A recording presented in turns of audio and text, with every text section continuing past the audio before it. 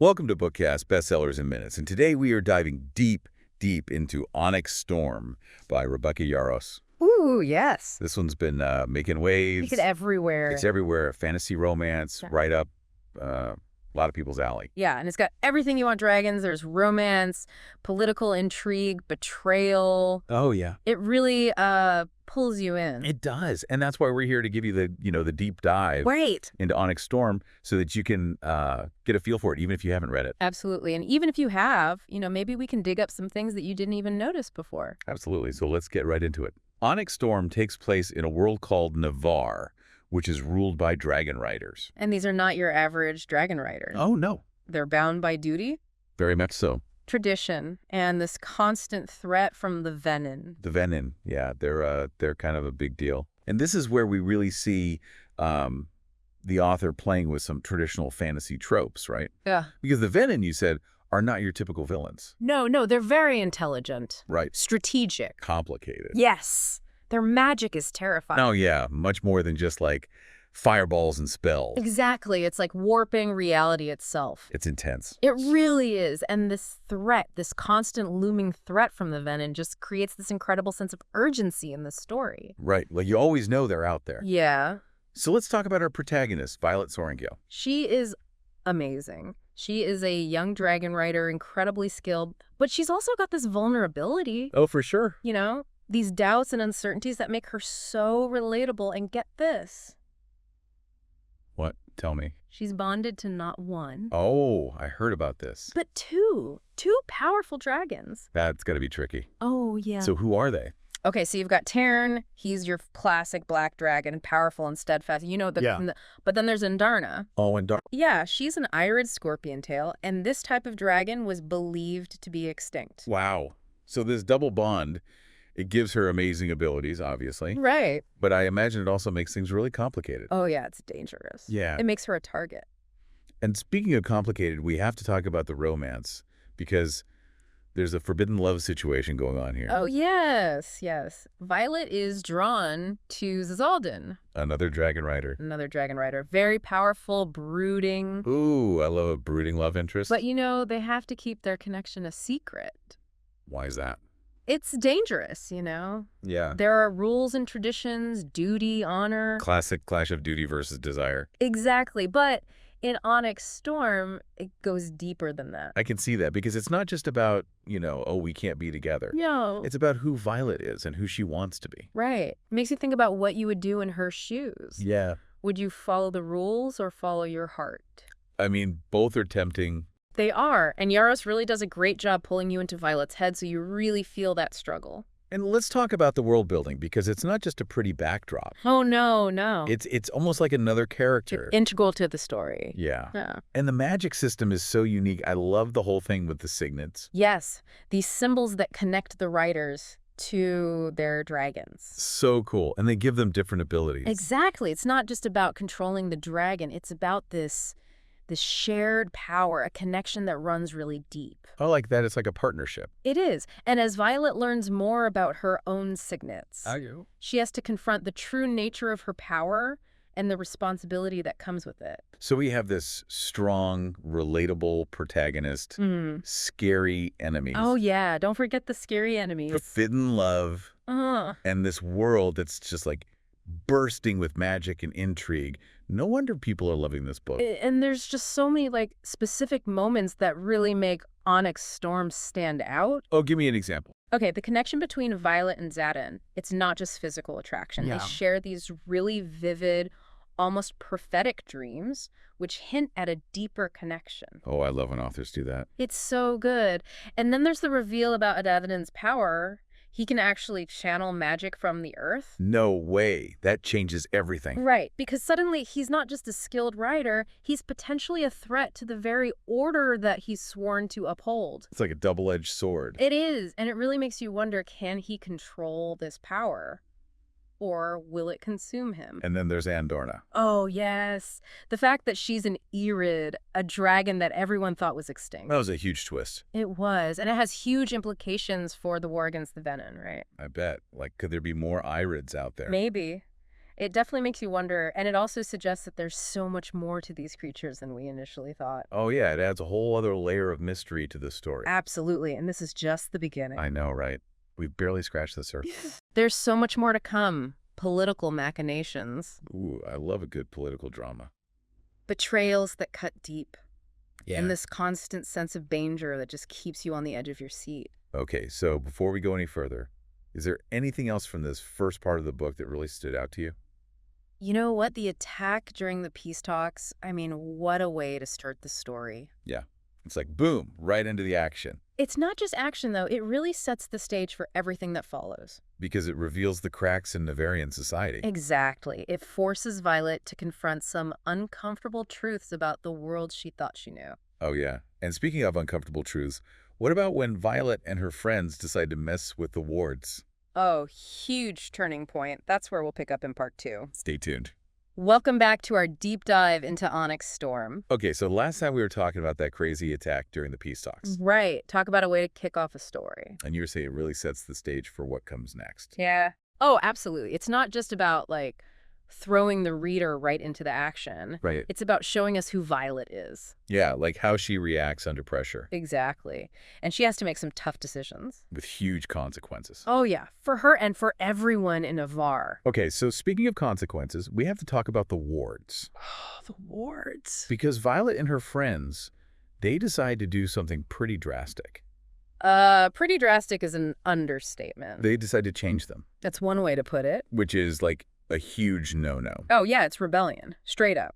But I get why they did it. Oh, totally.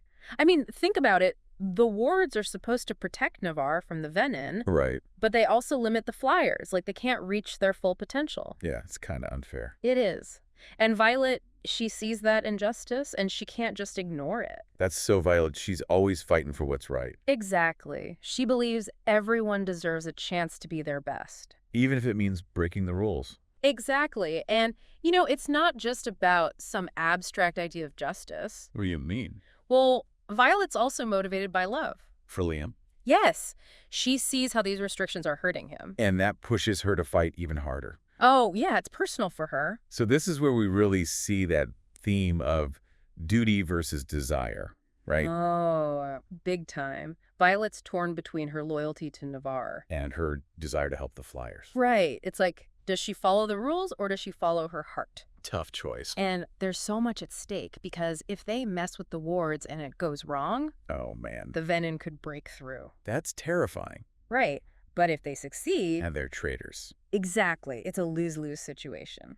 But Yarros does such a good job of showing us all the sides of this dilemma. Yeah, she makes you really think about what you would do.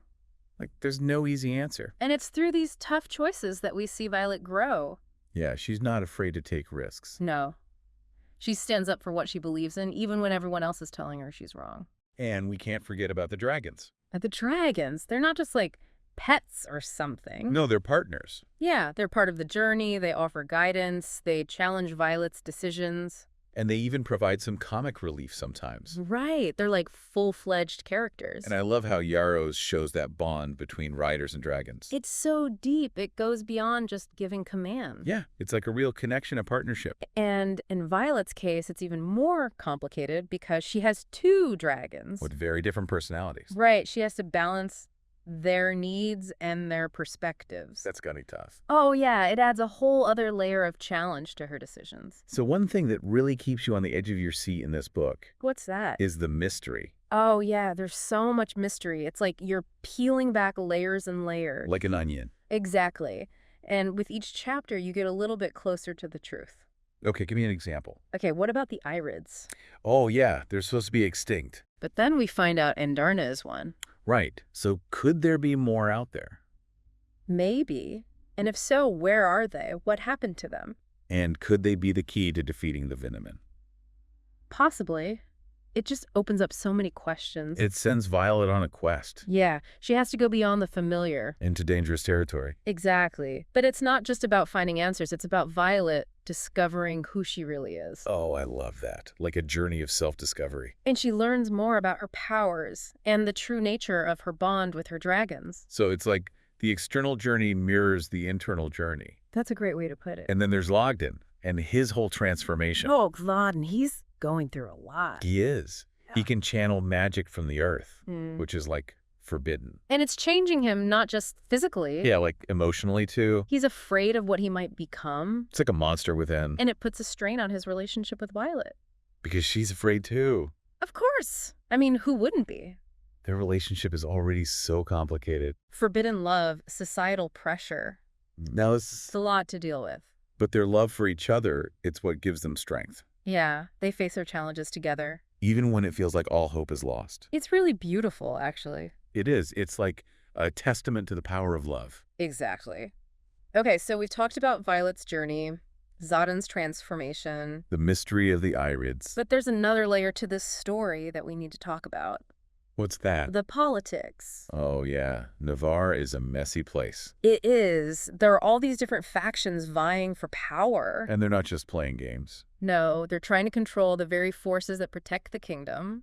And some of them will do anything to get what they want. It's dangerous. And it affects Violet directly, because she's not just fighting the Venin. Right. She's fighting against corruption within her own society. In Betrayal. It makes you question, who can you trust? Exactly. And it raises questions about power, who has it, How they use it. and what they're willing to sacrifice. Yarros really explores the dark side of power in this book. Yeah, she shows how it can corrupt even the best intentions. That's what makes Onyx Storm so compelling. It's not just good versus evil. It's about human nature. The complexities of love and loyalty. And the choices we make when faced with impossible odds. Before we move on to the last part of our deep dive, is there anything else that stood out to you? You know, I really love that scene where Violet creates a sound shield. Oh, yeah. That was amazing. Like she deflects an attack with sonic energy. It's so creative. It shows just how versatile her powers are. Yeah, and how she can think outside the box. It's a great example of Yara's magic system. Like, it's not just about brute force. Right. There's nuance and strategy involved. It's like magic with a brain. I like that. So I think we've covered a lot of ground here. We have. We've talked about political intrigue, the deepening mysteries. And the evolution of Violet and Zadie's relationship. But there's still so much more to uncover. Oh yeah, like the secrets of Violet's family history. The truth behind the Venin's motivations. And that epic showdown that's coming. So stay tuned for part 3 of our deep dive into Onyx Storm. Right here on Bookkast, Bestsellers in Minutes. And we're back for the final part of our deep dive into Onyx Storm. You know, we've talked about a lot. Oh, we have. Characters, the magic system, the political intrigue, but there's one piece of the puzzle that we haven't really dug into yet. Venin. Yeah, like who are they really? What do they want? Because they're not your typical villains. No, they're not just mindless monsters bent on destruction. Right, there's more to them than that. And that's what I love about Yarrow's writing. She gives them depth. Makes you think. Exactly. They have a history, a reason for their actions. And as Violet learns more about them, oh, she goes down a rabbit hole. She uncovers some shocking truths. About the Venin's origins. And their connection to the Dragon Riders. Which is like, whoa, mind blow. It's a twist you don't see coming. And it changes everything. Like, suddenly the line between good and evil isn't so clear anymore. It's all about perspective. Yeah. And Violet, she has to confront that. It's a lot to process. So let's talk about Violet's family history, because it plays a big role in all of this. Oh, it's huge. Her father, he was this renowned scholar. Obsessed with the Venin. Yeah, but his research, it was considered dangerous, even heretical. He kept it hidden. For good reason. Because his findings, they hold the key to understanding the Venin. And potentially defeating them. But they also make Violet a target. Because there are people out there who want that knowledge. For their own gain. Power hungry, you know the type. And this is where the political intrigue gets even more intense. Oh, yeah. The different factions, they're all scrambling for control. Of these secrets that could change the fate of Navarre. And Violet's right in the middle of it. It's a web of lies and betrayal. She can't even trust those closest to her. It's crazy. You never know who's going to turn on her next. And Yarros just keeps you guessing until the very end. Speaking of the end, we have to talk about that final confrontation with Theophany. Oh man, what a showdown. It's epic. Everything's been building up to this moment. And it doesn't disappoint. High-stakes action. Magic flying everywhere. But it's more than just a physical battle. It's a battle for the soul of Navarre. Violet and her allies, fighting for a future where humans and dragons can coexist. Against Theophany and her followers, who want control. It's a clash of ideologies. And the ending, well, you'll have to read it to find out. No spoilers. But let's just say it's satisfying. And hopeful. It leaves you with a sense that even in the darkest of times, There's still a chance for a better tomorrow. it's a message we all need to hear. One thing I really appreciated about Onyx Storm was the humor. Oh, yeah. Even in the midst of all this drama, Yarros finds ways to make you laugh. it's a good balance because it keeps things from getting too heavy. Right, and it makes the characters feel more real. Like people you could actually hang out with. And speaking of real, the relationship between Violet and Zigdine. Talk about a roller coaster. Forbidden love, danger, betrayal. It's like they have everything stacked against them. But their love for each other, it just keeps getting stronger. It's inspiring, really. It shows that love can conquer even the toughest challenges. Absolutely. And it gives you hope. So yeah, Onyx Storm is a book that stays with you. It makes you think. It makes you feel. And it leaves you wanting more. And on that note, I think it's time to wrap up our deep dive. All right, so if you haven't already, go pick up Onyx Storm. You won't regret it. Thanks for joining us here on Bookkast, bringing you bestsellers in minutes. Until next time, happy reading.